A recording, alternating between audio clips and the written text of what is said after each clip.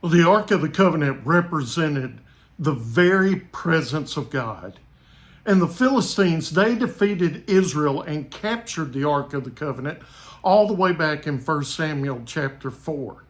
And so many years go by, and the Ark is not prioritized. It's just kind of cast to the side and forgotten. But when David becomes king, David decided to bring the Ark back and prioritize the Ark and also prioritize the Lord. And so let me read to you 2 Samuel 6, verse 14 through 22. David was dancing with all his might before the Lord, wearing a linen ephod. He and the whole house of Israel were bringing up the ark of the Lord with shouts and the sound of the ram's horn. As the ark of the Lord was entering the city of David, Saul's daughter Michal looked down from the window and saw King David leaping and dancing before the Lord, and she despised him in her heart. They brought the ark of the Lord and set it in its place inside the tent David had pitched for it. Then David offered burnt offering and fellowship offering in the Lord's presence.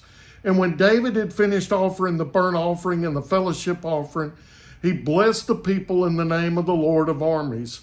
Then he distributed a loaf of bread, a date cake, a raisin cake to each in the entire Israelite community, both men and women. Then all the people went home. And when David returned home to bless his household, Saul's daughter Michal came out to meet him. How the king of Israel honored himself today.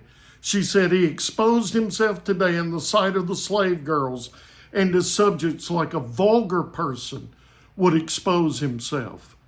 And David replied to Michal, "It was before the Lord who chose me over your father and his whole family to appoint me ruler over the Lord's people Israel.